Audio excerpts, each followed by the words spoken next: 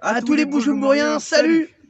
Aujourd'hui, nous allons vous parler, dans ce troisième épisode de Final Trooper, de Number of the Beast. Et ben voilà, en espérant que ça va vous plaire. Alors, soyez le bienvenu, et n'oubliez pas une petite chose, on va s'amuser.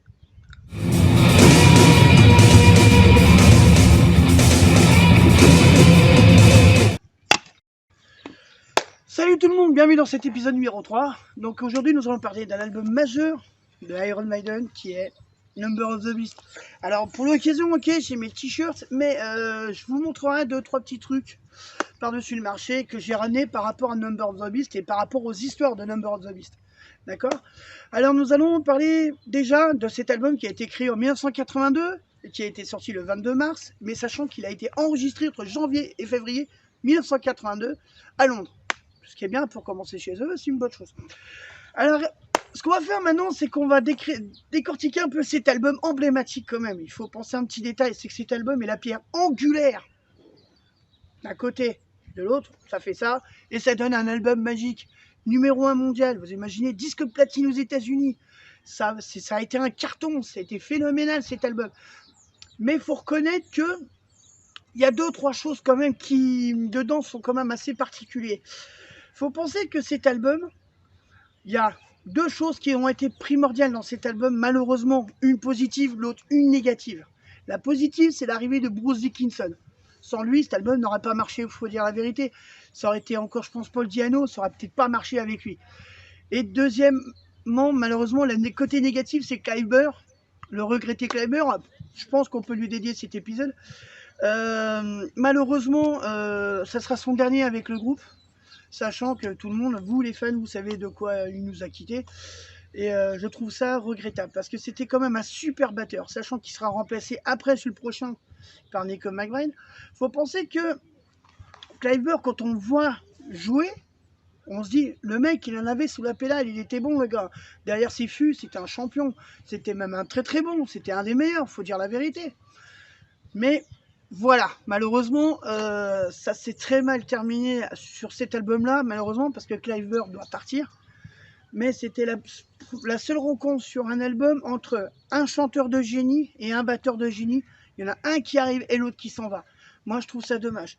Mais c'est ce que je disais, c'est que cet album, il a mis une pierre dans le monde du hard rock et du heavy metal. C'est que cet album, il a laissé une trace pour tout le monde. Pour moi, par exemple, je peux vous le dire que j'ai commencé à aimer Iron Maiden, c'était sur Run to the Hell. Et il est sur cet album. Voilà. Mais je vous cache pas que c'est un super album, c'est un gros carton phénoménal, c'est énorme comme album. C'est même le meilleur, on peut dire, pour les grands fans. Alors il y en a certains qui disent oui, ok, il est bien, mais bof, il y en a certains qui, voilà quoi. Alors faut penser à un petit détail. L'album commence mal pour beaucoup de personnes parce qu'ils n'aiment pas le morceau Invaders. C'est ce que j'appelle une mise en bouche en fait, si vous préférez. C'est une petite mise en bouche qui va donner sur un album génial alors, au fait, au fur et à mesure du temps. C'est comme si vous commencez sur un film, je sais pas, le Casino Royale avec Daniel Craig, au début on se dit ouais avec lui ça va pas être génial, et finalement le film c'est un gros carton. Donc voilà, c'est un exemple bien sûr. Alors, n'empêche que cet album est quand même produit par Martin Birch, c'est quand même pas n'importe qui, c'est comme un des plus grands producteurs au monde, ce qui est, s'il faut dire même, voici même le meilleur. Mais voilà, il faut se mettre dans l'ambiance que vous avez un super chanteur, un super batteur qui malheureusement va partir, des autres musiciens qu'on les connaît tous, donc on connaît Steve Harris, on connaît Adrian Smith et Dave Murray, et par-dessus le marché, on a Clive Burr et Bruce Dickinson. Mais ce qui est dommage, c'est que cet album laisse un goût amer pour ceux qui aimaient bien Clive Burr, parce que dans le prochain album, tout le monde sait que c'est pas lui qui jouera dedans, parce que tout le monde sait que c'est Nico McBrain. Mais il y a un petit truc qui est sympa, c'est que Nico, il est quand même déjà dans le groupe au début, et on en reparlera plus tard. Je vous dirai pourquoi, parce qu'on le voit un tout petit peu dans cet album, mais on le voit quelque part, et un jour vous allez vous dire, ah ouais, finalement il était là, bah tiens, je ne le savais pas, mais enfin voilà. Alors on va décortiquer un peu cet album magique, d'accord, et après, par-dessus le marché, il y aura bien sûr à la fin une petite minute Ilyes, parce que lui je l'oublie pas, et il sera toujours là pour donner son avis, et j'en suis très content.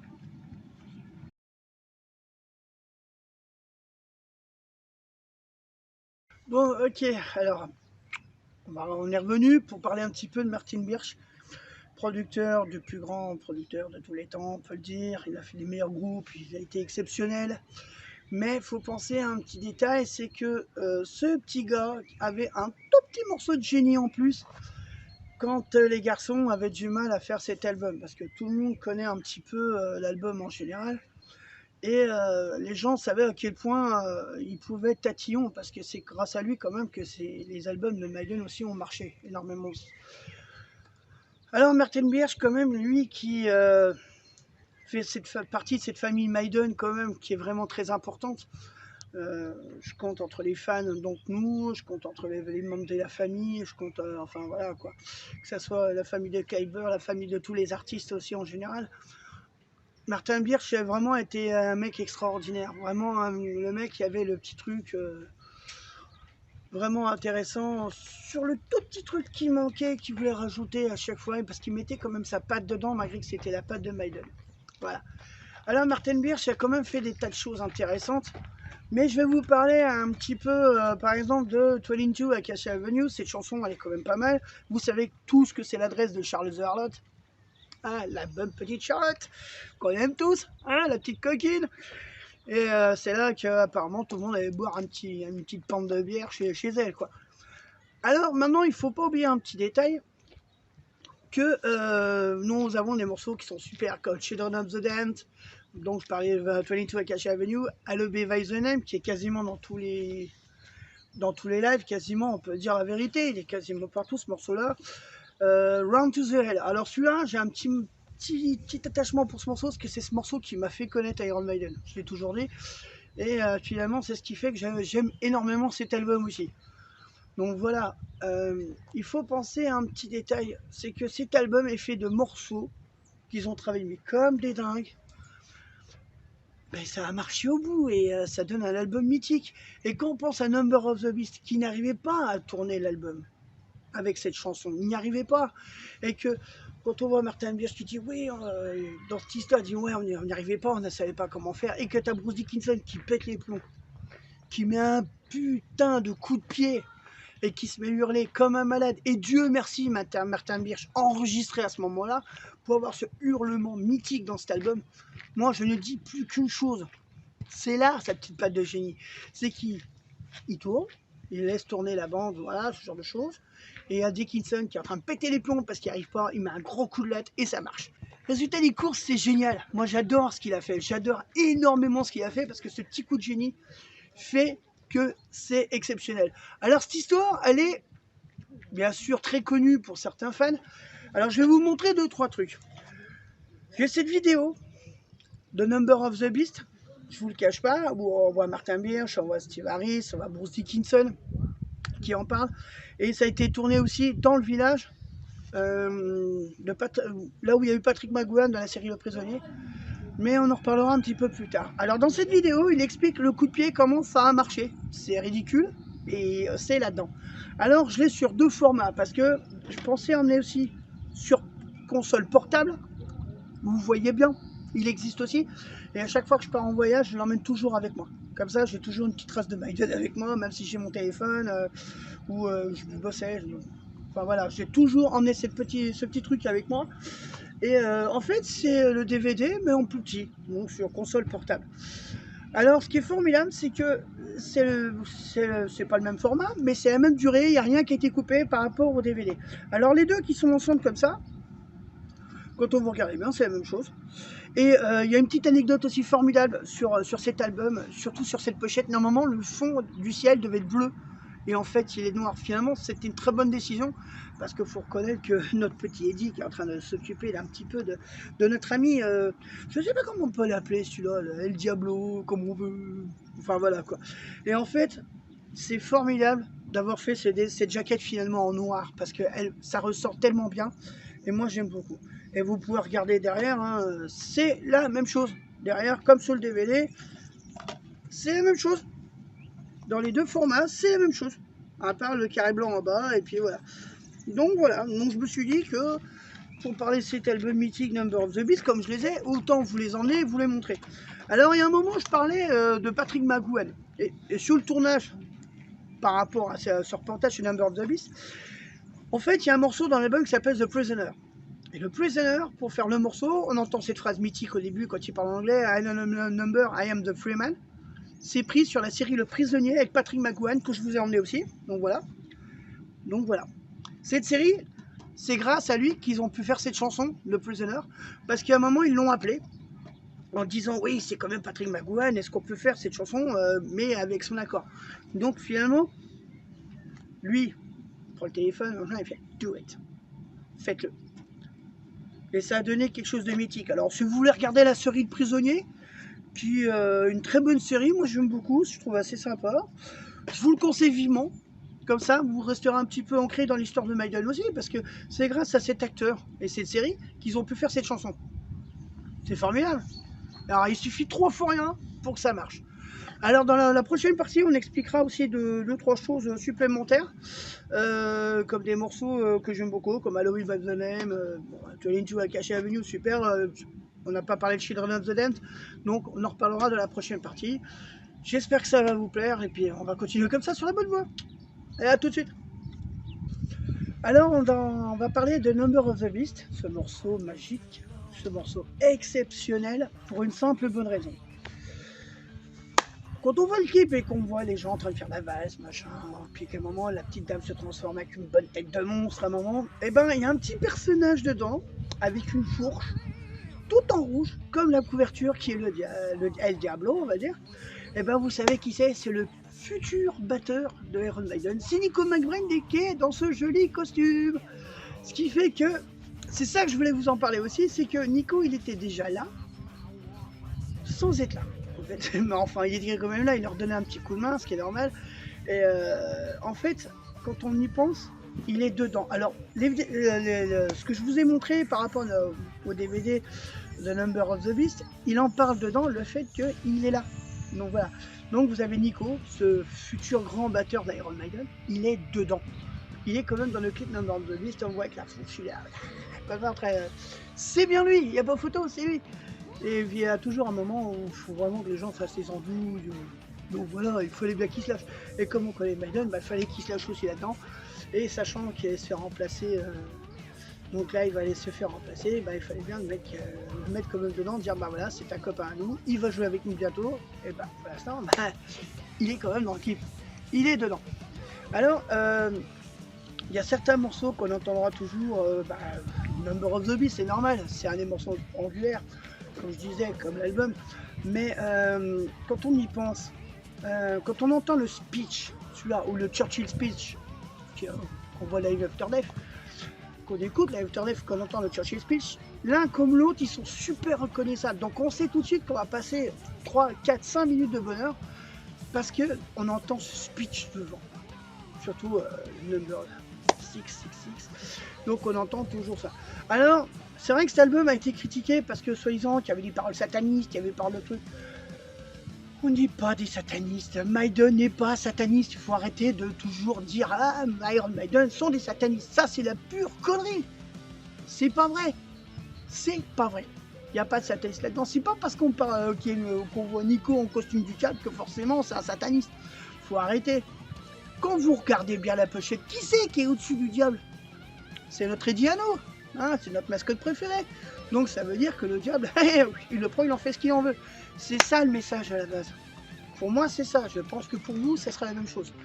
Il faut penser ce petit détail aussi, c'est que on n'est pas tous des adorateurs de Satan, on n'est pas en train de tuer des poules chez nous, on n'est pas en train d'égorger des cochons vivants. Faut arrêter, c'est des bêtises tout ça. C'est du folklore pour certains groupes. Je sais pas, peut-être pour, d'autres groupes black metal, je sais pas, Cradle ou ce genre de truc. Mais faut penser à un détail. C'est pas parce que moi je pense ça que forcément je suis un sataniste. Il y a déjà des gens qui m'ont critiqué, qui m'ont dit ouais t'es un fan de Satan machin. Non, je suis pas un fan de Satan, je suis pas un fan de Christ, je suis rien du tout là-dessus. D'accord? On va arrêter là-dessus. Alors, cet album a été critiqué et ça fait 40 ans que cet album est là. Il aura 40 ans quand même cet album l'année prochaine. Merde, faut arrêter tout de suite. C'est pas un album de sataniste, il n'y a pas moyen. Cet album, il est génial. Alors ça peut parler plein de trucs si on veut, mais c'est pas pour autant qu'on va se mettre à dire oh, ça y est, faut que je trouve un poulet, faut que je l'égorge. Non, que dalle. C'est de la connerie. Alors oui, je l'ai montré comme ça, ok, je sais pas si ça vous plaira, mais je sais pas, toutes les critiques sont bonnes, mais pas les critiques qu'on a eues récemment, hein. Ça, on en reparlera un autre jour. Il faut arrêter ce genre de choses. Il faut arrêter tout de suite de mettre le doigt sur un truc, de dire oui, il y a eu ça, il y a eu ça, il y a eu ça. Ça, c'est de la bêtise du début jusqu'à la fin. On est d'accord? C'est un album, c'est de la musique. Alors, si ça vous plaît pas, eh ben, on n'en parle plus. Vous en parlez plus, vous regardez même pas, c'est votre problème.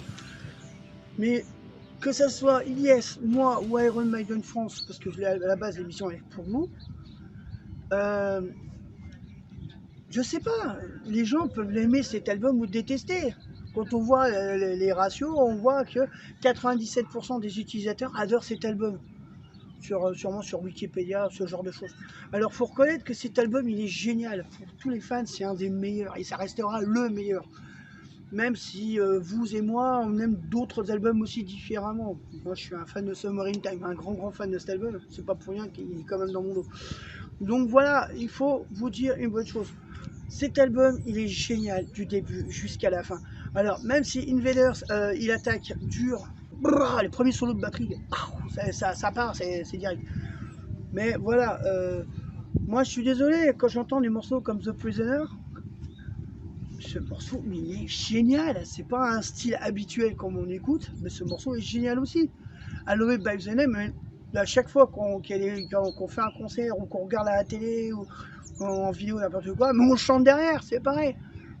Donc voilà, mais tout le monde connaît cette histoire aussi. Le mec, il est dans sa cellule, il fait froid, machin, à 5 heures, il sait qu'il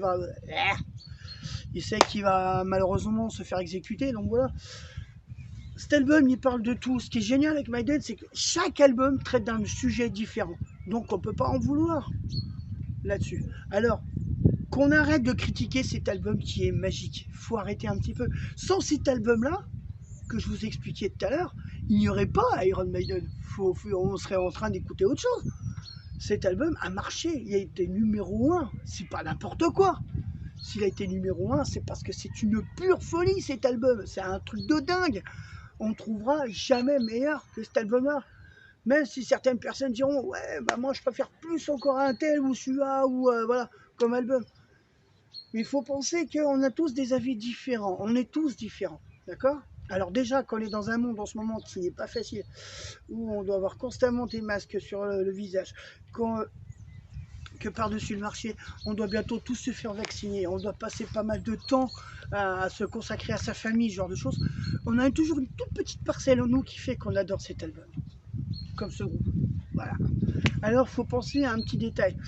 Cet album, il y a eu 2 personnes quand même qui ont été très importantes dedans, qui ne sont plus là. Donc on avait Martin Birch et par-dessus le marché, notre regretté aussi Cliver.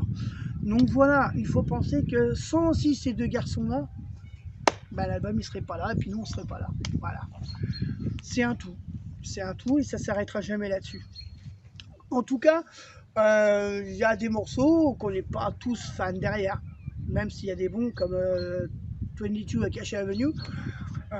Apparemment, il y a 2 ou 3 morceaux qui sont mis ensemble, comme Charlotte the Harlot qui était avec Paul Diano. Il me semble qu'il est dans le premier ou dans le deuxième, je ne m'en rappelle même plus, parce que je ne suis pas trop Paul Diano, donc voilà, ça vous le savez. Mais enfin, ça reste quand même du bon Maiden, donc voilà.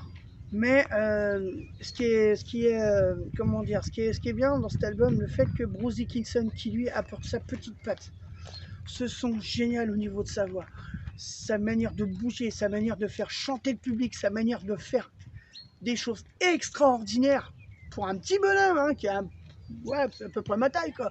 Pour un petit bonhomme comme lui, dégage autant de puissance, c'est formidable. Et c'est ce qui fait que grâce à lui, cet album marche aussi. Donc voilà.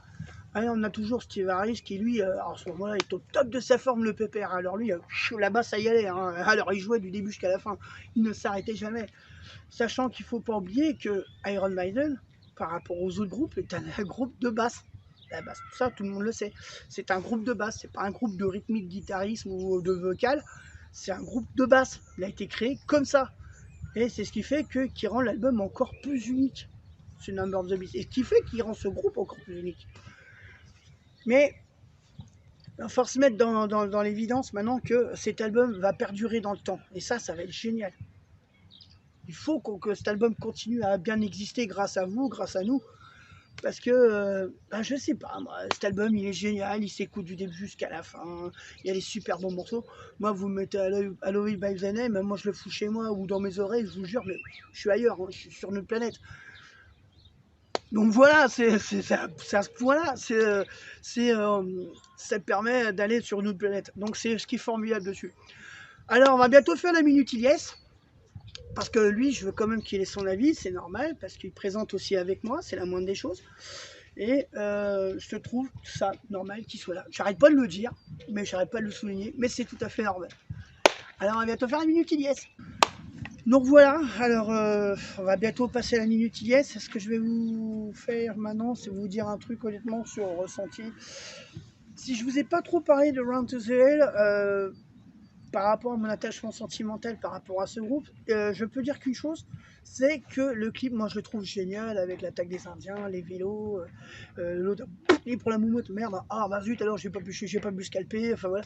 Ce clip humoristique, moi je le trouve génial. Alors j'ai pas parlé de Gangland parce que je vous cache pas, dans cet album, c'est pas le meilleur morceau de l'album possible. Ouais, j'ai un peu bafouillé, bon, autant vous dire la vérité, c'est pas le meilleur morceau de l'album. J'ai pas trop voulu vous en parler parce qu'il marque pas du tout, donc voilà. Mais parler des principaux, c'est mieux, parce que ça représente mieux l'album, ça met plus de contenu, c'est plus intéressant. Donc voilà. Alors, on va bientôt procéder à la Minute Ilyes, donc il va vous donner son opinion, et moi je suis complètement d'accord avec ce qu'il va dire. N'oubliez pas un petit détail, c'est que si cette vidéo vous plaît, n'oubliez pas les petits pouces bleus, ce serait vraiment gentil de votre part. Et pour la chaîne Final Trooper, j'aurai encore quelques idées quand j'ai parlé à Ilyes et voir si c'est faisable ou pas. Voilà, et ça va être la Minute Ilyes. Et voilà, c'est le moment de la Minute Ilyes, donc je vais lui laisser honnêtement dire ce qu'il pense, et puis vous inquiétez pas, faut pas le vouloir se bafouer, c'est quelqu'un de bien. Number of the Beast, album iconique des années 80 évidemment. Damien l'a dit, il a reçu platine, etc. Il a reçu tout ce qu'il fallait, évidemment. Pour moi, l'album qui a fait monter la carrière du groupe. Ce qui est bien sur cet album, quand tu y penses, c'est tu vois, c'était pas des amateurs au début, mais ils étaient pas super professionnels, et à partir de Number of the Beast, ils sont devenus professionnels, tu vois. Ouais, Number of the Beast, on sent que c'est plus du sérieux. Ouais. En plus, il a été enregistré en 2 mois, janvier et février, et il a été publié en mars. C'est génial, franchement. Ouais. Franchement, faut vous dire ce qui est. Cet album, au début, bon, le premier album, le éponyme, on sentait que c'était un groupe qui commençait bien, donc voilà, c'était un super album. Mais après, bon, il y a eu Killers, où ils ont fait 2-3 petits morceaux pas trop dégueulasses. Si, franchement, ouais, il est pas mal. C'est pas mon préféré, mais il est pas mal. Mais après, on sent beaucoup plus, tu vois, dans Number of the Beast, on sent qu'ils sont beaucoup plus professionnels. Beaucoup plus, ils sont même devenus professionnels carrément. En plus, sur ces albums, il y a 3 des morceaux les plus connus, qui sont joués dans quasiment tous les concerts. Run to the Hill, Number of the Beast et Halloween by the Name. Ouais. Quasiment tous les concerts, impossible de faire trouver un concert sans qu'il y en ait un des 3. Ce qui est génial, c'est, tu vois, quand j'étais à Paris, j'ai été les voir, franchement, quand t'entends Run to the Hill, bon, moi j'ai presque la petite larme à l'œil parce que c'est le morceau que tu me l'as fait connaître. Mais quand t'entends Halloween by the Name, ou t'entends le speech qui part du 666, machin. Je crois que en général, c'est à la fin. Ouais, en général, c'est à la fin. Ouais, parce que c'est les musiques que les gens attendent. Ouais. Comme The Trooper, en général, c'est pas dès le début qu'ils le font. Oh, Trooper, ils les mettent souvent au milieu des fois, histoire de. Ouais, mais tu vois, si ça s'endort un peu, ils mettent Trooper pour boucher un peu le truc. Pour bouger un petit peu les gens, tu vois. Mais enfin, si. Non, mais ton opinion, elle est très très bonne, donc franchement, elle est bien. En tout cas, même si vous n'êtes pas un grand fan d'Iron Maiden, vous connaissez pas trop le groupe, s'il y a un album à écouter d'Iron Maiden, c'est celui-là. Ouais. Franchement, ouais. Comme Ilyes vous dit, franchement, si vous voulez commencer sur du Iron Maiden, ouais, faut commencer par cet album-là. Après, si vous voulez vous faire une opinion différente avec les autres chanteurs, avec Blaze Bayley, Paul Di'Anno, ça, c'est vrai que c'est votre opinion qui vous importe, mais voilà. Mais moi, comme je disais tout à l'heure, s'il n'y avait pas Bruce Dickinson, ça n'aurait pas marché. Donc cet album n'aurait pas marché. Ça aurait été clairement pas le même album. Non, pas du tout. Et puis moi, je vois pas Paul Di'Anno chanter cet album-là. Sachant que lui, ce qu'il voulait en faire, c'était un groupe de punk. Alors que Steve Harris, tu vois, avec la crête à la place des cheveux longs, mon Dieu, le cauchemar. Ils ont clairement pas commencé en punk, je vois pas pourquoi. Mais Ouais. je pense pas que ça aurait marché. Non, franchement. Mais on le voyait un petit peu dans les fringues au début, dans les 2 premiers albums de Maiden. On voyait vraiment les grands bracelets en cuir, machin. Le mec, il commençait un peu à faire du rebelle fort, machin. Le mec, il était à fond dedans. Mais franchement, non, c'est vraiment pas un groupe de punk. Et Dieu merci, ils sont restés dans ce qu'ils sont restés. Et on peut toujours remercier Steve Harris sa vie là-dessus. Donc voilà. Évidemment, en plus, la basse, on l'entend bien quasiment tout Ah le ouais. long de l'album. C'est ce que je disais. Ouais. Elle est très ultra mise en avant. C'est un album de basse, c'est un groupe de basse et ça a toujours été comme ça. Avec des solos incroyables. Ah ouais. Cet album, il est tellement génial, cet album, que si tous les autres disent ouais tiens t'as commencé à écouter le métal, savez quoi, j'ai commencé avec Iron Maiden, The Number of the Beast, c'est que c'est une valeur sûre. Donc franchement ouais, comme certains ils disaient par rapport à Metallica, comme ils disaient pour d'autres choses. Donc voilà. C'est pas la même chose. Après, ah non, c'est pas pareil, bien sûr, c'est au-delà. Mais chaque groupe a son album numéro 1 mythique, donc voilà. Donc nous, ce qui nous intéresse, c'est surtout le Number of the Beast.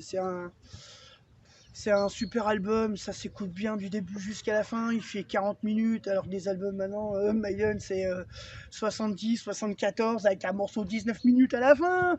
C'est du très très lourd. Mais ce qui est génial, c'est qu'ils ont commencé ultra fort, mais malheureusement, il a fallu que Kleiber, à la fin de l'album, s'en aille. Saloperie, sclérose en plaques, c'est une saloperie de merde comme maladie. Excusez-moi de vous dire des gros mots, parce que là, franchement, j'ai honnêtement ce que je pense.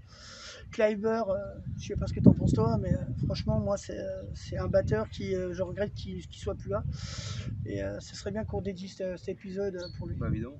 Franchement, en plus, comme Damien l'avait dit dans le clip Number of the Beast, celui qui est dans le costume du diable, c'est Nico. Ouais. Il connaissait déjà le groupe avant, et c'était pas, je sais pas si ça a été prévu que c'était lui qui rejoignait le groupe. Il me semble que si, ouais. Si, il dit ah bah tiens, on a encore un batteur, mais il se peut que si un jour on a besoin de toi, tu sois là. Donc voilà. Donc, ouais, franchement, ouais. Donc Nico, c'était un grand copain déjà des Maiden, donc voilà, et puis bah. Les deux, c'était très bons batteurs. Alors, c'est même les meilleurs, tous les deux. Hein. Nico, il est plus dans la précision que je dirais que Clive était plutôt dans la rapidité. Donc Clive, si un jour tu as l'occasion de regarder certains d'autres clips de Maiden, quand tu vois Kleiber au début, regarde bien comment il joue, le mec, il était bon. Wow. C'était un super batteur, c'était vraiment quelqu'un de génial, il était bon du début jusqu'à la fin.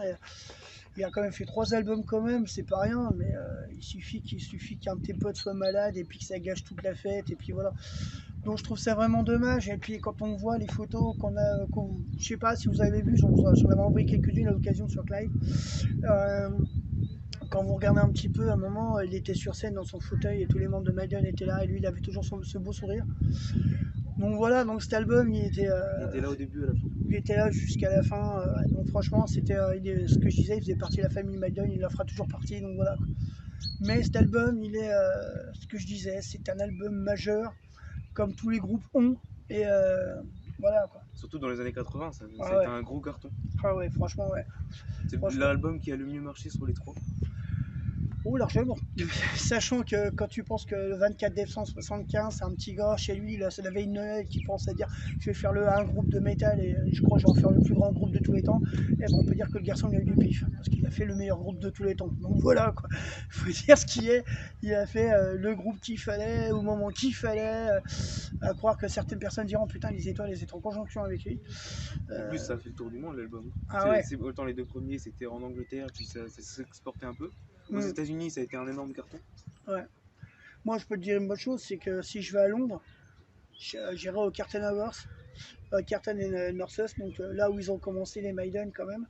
J'irai faire un petit tour, j'irai à Londres, j'irai faire un petit tour, parce que ça fait longtemps que j'en parle d'y aller. En ce moment, ça va être compliqué. C'est compliqué en ce moment, puis ça je trouve en plus, malheureusement, nos voisins du Royaume-Uni, ils font plus partie de l'Europe, donc ça va être plus compliqué d'aller chez eux. Mais enfin, on verra bien, et puis on verra ce qu'il en est. Mais c'est vrai qu'un jour, j'irai là-bas, et puis j'irai faire un petit tour, ce qu'il en est. Voilà. Aussi grâce à Martin Birch, l'album quasiment tous les albums ont été faits avec lui. Martin, le grand Martin, devant tous les dieux de la production, c'était un des plus grands.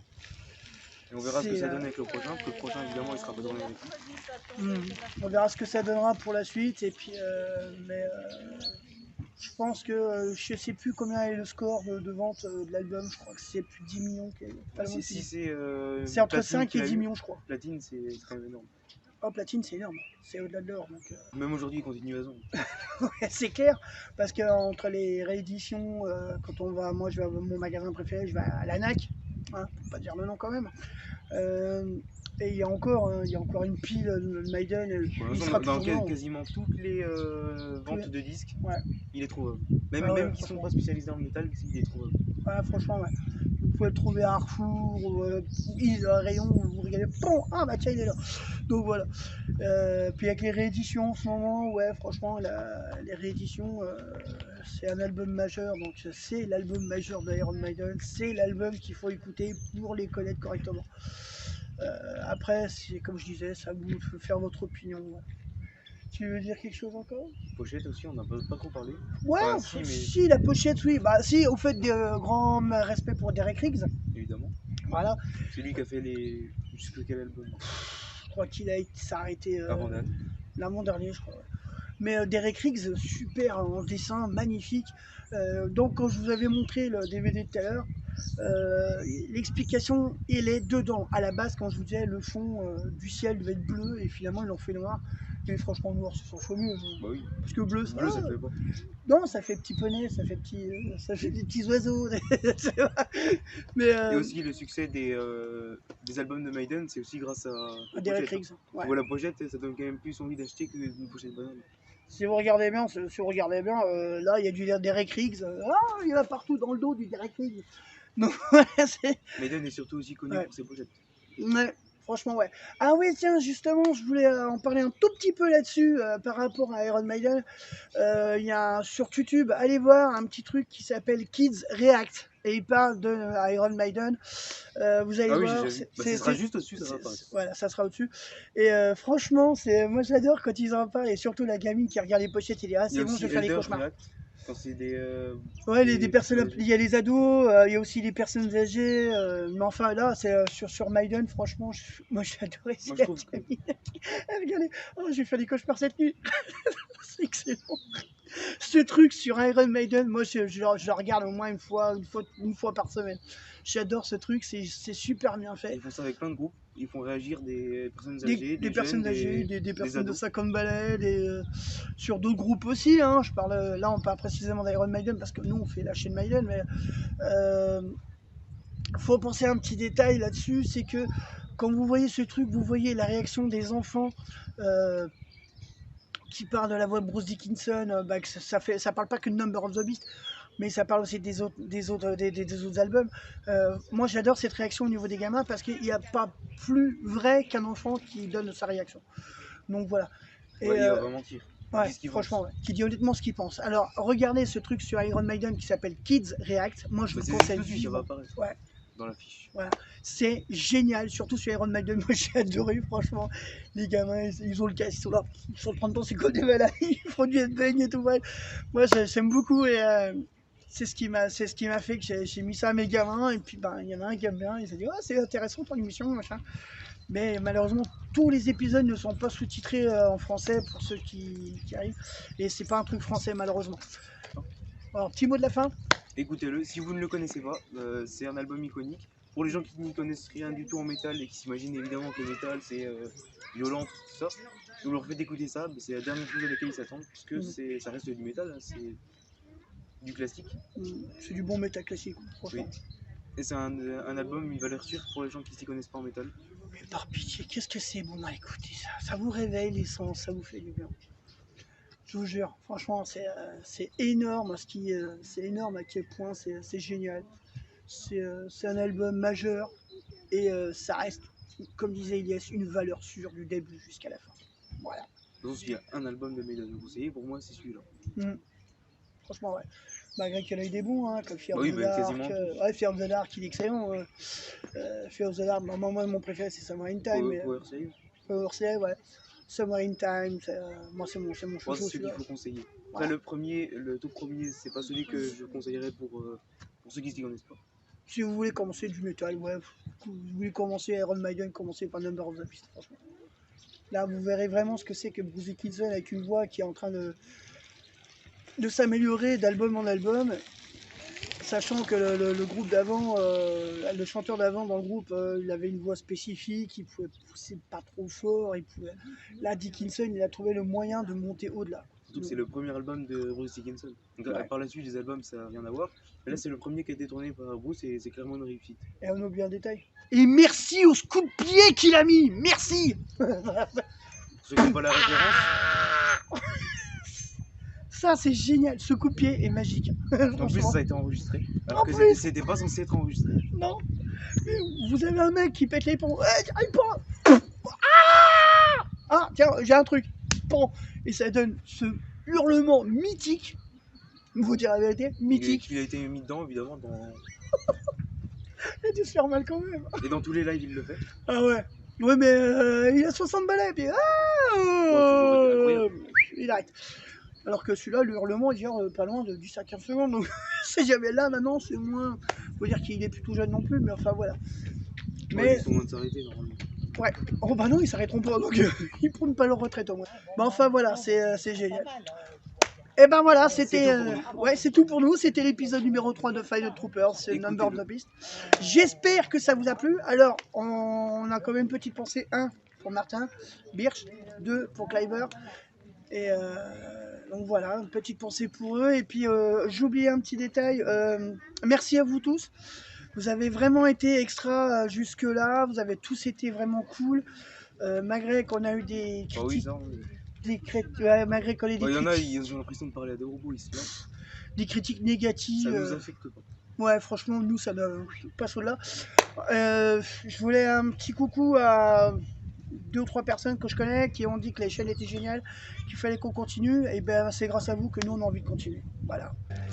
Et ben, salut les gens, c'était super de vous revoir à nouveau. Et puis, ben, n'oubliez pas un petit détail, les petits pouces bleus, les likes, les petits pouces bleus. Commentez évidemment. S'il y a des choses que vous avez trouvées pas ouf ou des choses qui sont bien, c'est important de préciser pour qu'on puisse améliorer. Parce que si personne ne dit jamais rien, c'est sûr que nous on va continuer comme ça. C'est clair. Vous pouvez très bien mettre une critique sans pourtant autant insulter la personne comme certains. Ouais, mais là franchement, c'est bien, il y en a qui ils ont tellement de réserve qu'ils arrivent à vomir plusieurs fois. Exact. Ben ces gens-là n'en a rien à Je vais carrer. pas apparaître ici de toute façon. Et puis, franchement, il faut autant dire la vérité, nous, ce genre de personnes, on n'a rien à carrer. Voilà. On va continuer comme ça. Ouais, franchement, ouais, parce que nous, on fait notre petit truc à nous et nous, on n'est pas là pour devenir professionnels, on est là pour s'amuser. Si objectivement vous avez quelque chose à dire sur les vidéos, qu'il y a des choses à améliorer, c'est important de le dire. Mais nous, on continue comme ça. C'est pour clair. moi, ça nous va comme ça. Voilà. Bon, ben, on va vous laisser, les enfants. Merci à tous d'avoir regardé. Salut les Boujoumboriens, un de ces 4. Et on vous embrasse très fort. N'oubliez pas, écoutez bien cet album à fond. Salut. Check de la fin.